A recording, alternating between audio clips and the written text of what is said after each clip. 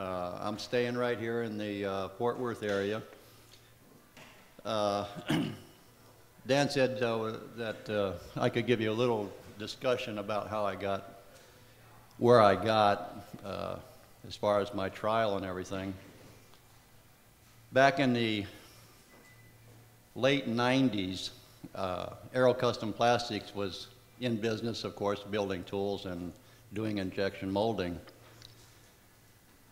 And I was on the cash accounting system.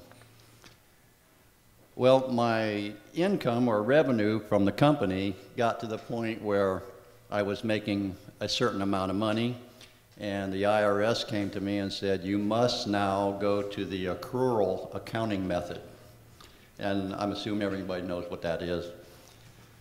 So I said, okay, we can do that. So as soon as I went to the accrual accounting method, somehow I obtained a $300,000 tax bill. And it hit me like a sledgehammer. I said, how can this be? My normal tax bill for the year usually ran around $75,000 to $110,000, which I faithfully paid every year, and that was one of the things in the company. At that time, I said, whatever happens, the IRS gets paid first, and then we'll deal with the rest of the money we have left over. Well, things changed. At that point, I started studying tax law. I probably put in 5,000 to 6,000 hours over, about a 5 or 6 year period. And I come to find out that, as you all know, there's no law that requires the normal citizen of the United States to pay taxes on income that you earn within the United States.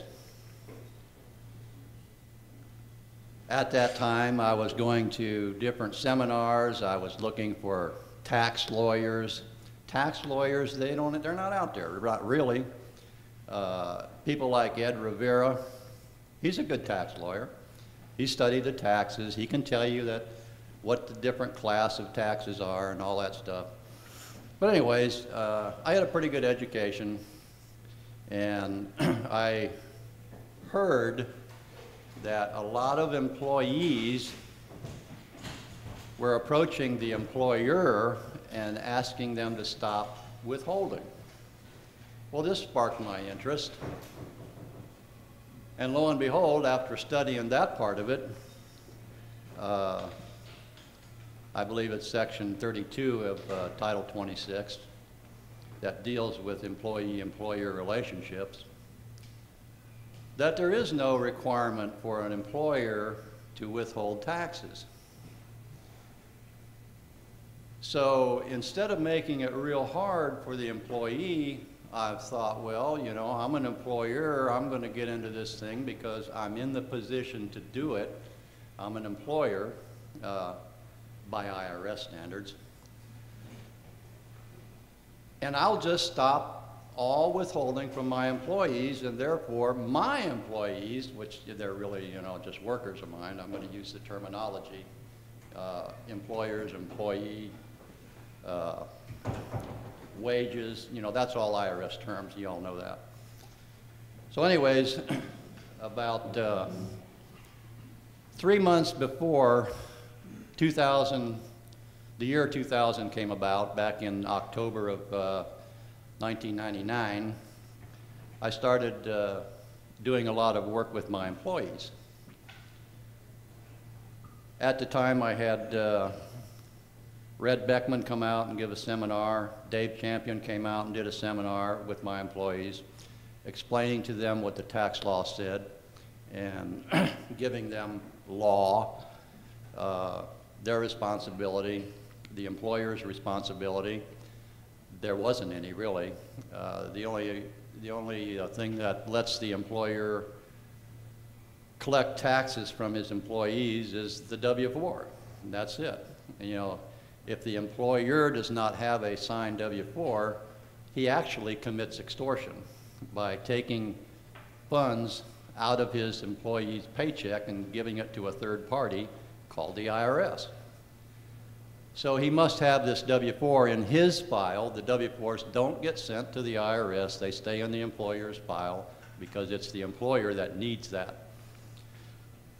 Well, when I had these seminars and did all this education with the employees, I told them that I was now going to give them 30 days notice that I was canceling the W-4.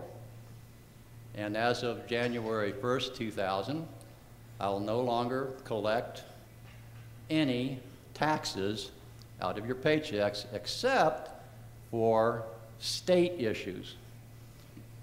Now I continue to collect the unemployment tax that goes into Texas State because we are a state here and we're not, you know, that was my decision. I didn't want to fight the state and the Fed at the same time. But at the same time, I felt that being a Texas chartered corporation at the time, I had an obligation to the state of Texas because they chartered my corporation. So I didn't want to get crossways with the state of Texas. Well, that went on. The stopping of withholding stopped January 1st. Some of my employees said, great, you know, this is wonderful. Some of them said, well, I think you're doing the wrong thing. We're going to quit. I'm sorry, but if you're not going to take taxes, I can't work for you. Okay, you know, that's their choice. It's a free country, you know, you can do it or you don't have to. But the majority of my employees said, well, you know, that sounds great. You know, we're going to still work here. We're just kind of wait and see attitude, see what happens. And we went along like that for 3 years.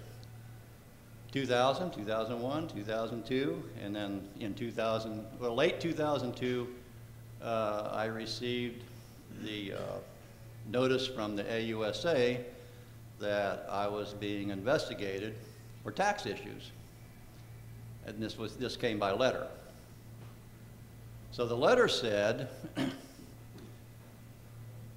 we are offering you a chance to meet with us, the AUSA, and discuss this issue, and or talk to the grand jury. And of course, when I called the AUSA, David L. Jarvis, in Fort Worth, I said I'd like to do both. So the first thing was at that point we scheduled, both of us scheduled a meeting later that week on a Thursday, I believe it was. Well, Friday, late afternoon, I called David L. Jarvis and said, okay, I'm going to be there tomorrow at our 11 o'clock meeting, or I think that's what it was. He said, well, I got something else to do. I got to cancel it. Okay. So he canceled it, and he said, let's set it up for next week. Actually, we went through the same scenario. He canceled it, set it up one third time. I said, you're sure you're going to be there this time? Now you got a clear calendar? He said, yeah, that's okay. So the same day, Thursday, 11 o'clock, I called him up. No, he said, I can't make it. He said, but the grand jury would like to talk to you next week then, if you want to talk to them. So I never did have this personal meeting with David L. Jarvis. But I did go down and talk to the grand jury. I don't know if most of you might know Larry Maxwell down in Houston. I don't know where he's at now, but he was down in Houston at the time. And Larry helped me put a packet of information together. We got court cases and law and treasury directives and a lot of stuff. We put together, you know, and I stayed up at this big copy machine that I had up there in the office. If some of you guys were there at meetings, you remember what it looks like. I ran all these copies and made these packets, 22 or 23 of them I made up. I went down to see the grand jury, walked in here with this big box, you know, and handed all these packets of information out. I don't think the grand juries really get that kind of information because they were very surprised, you know, to get this personal information for them to take home and read.